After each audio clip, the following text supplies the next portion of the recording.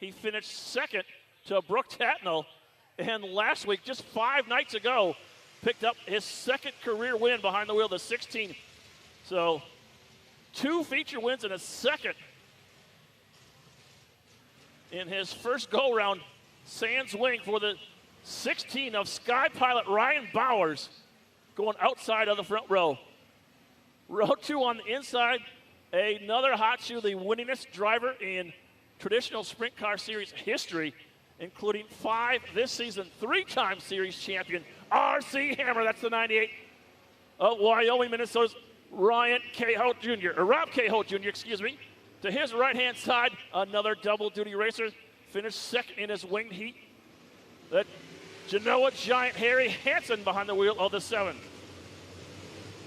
Next row back, the 34 of the Milltown Mohawk, Denny Stordahl inside of row 3. To his right-hand side, Chris Klumko, another Wisconsin wingless interloper behind the wheel of the 70. Todd Hansen pilots the 63 along with their 3rd Wisconsin wingless visitor, the 20 of Jordan Paulson behind the wheel of Natalie Klumko's number 20.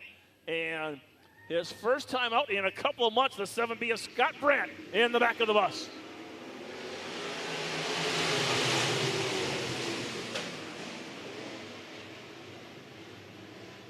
Bowers, your early leader, but Hansen trying to sneak underneath the 16. And caution light blinking on quickly.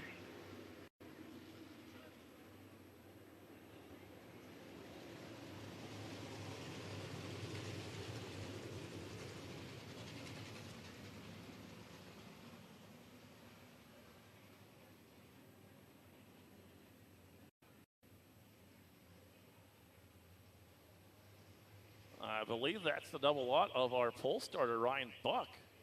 No, I take that back. He's up where he belongs.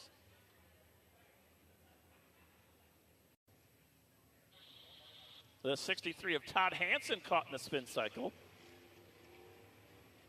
That was the cause of our early yellow.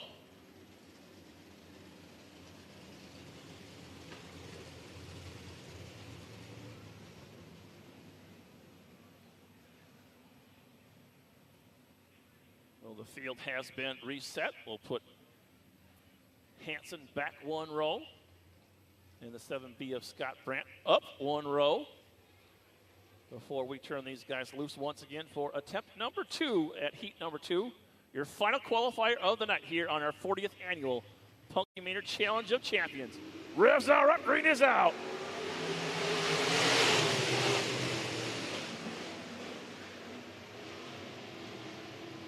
Bowers, your early leader. Hansen had a head of steam, but had to tap the binders just a bit, or he would have driven up the fuel cell of Bowers. Flashing some fenderless fender to the inside of Bowers.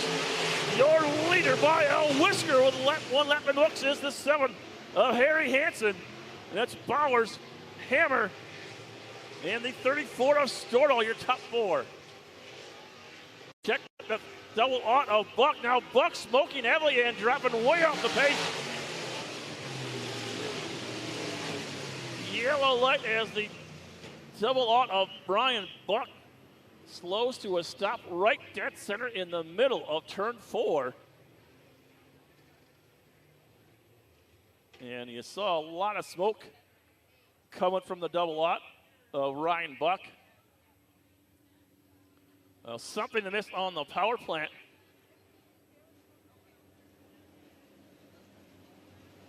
For the 0-0 of Ryan Buck.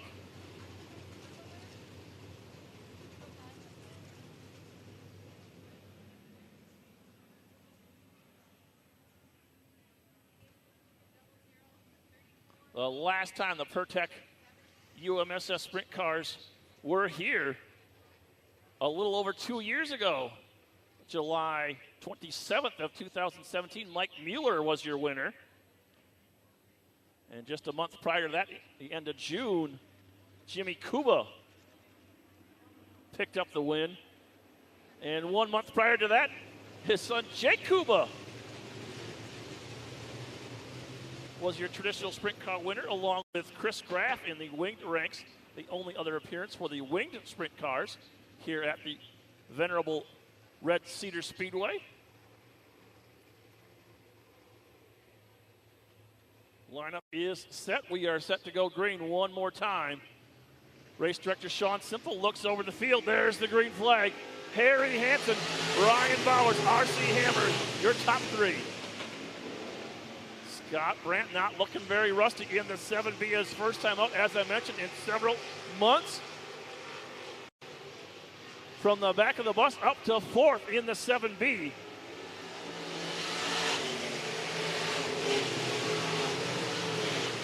Hansen, I mentioned, in the 7 car, 5 feature wins with the wing this summer. Still looking for win number 1 in the traditional sprint car, opening up a big lead in the 7 car.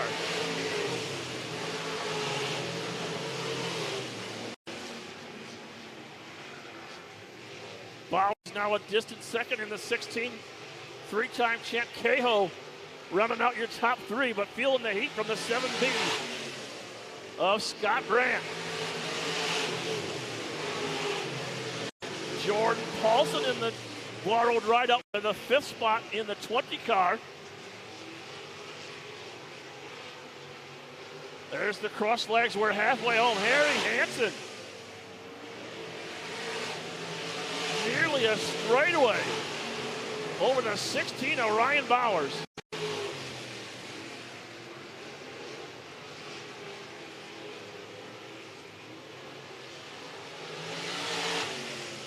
A full straightaway, the advantage for the Genoa Giant. Harry Hansen. And it's Bowers, Cahill, Brandt, and Paulson, your top 5. Stordahl, Todd Hansen, and the 70 of Chris Klemko. The remainder of the field in this one. Laundry waving the breeze. White flag is out. Harry Hansen.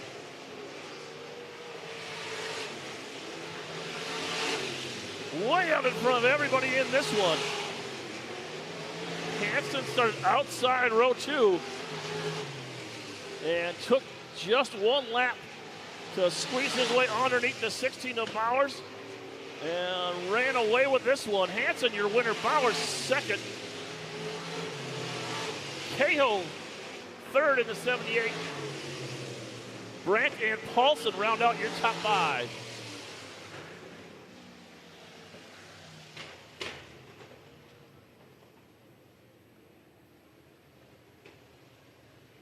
And as I mentioned, a lot of these drivers doing double duty.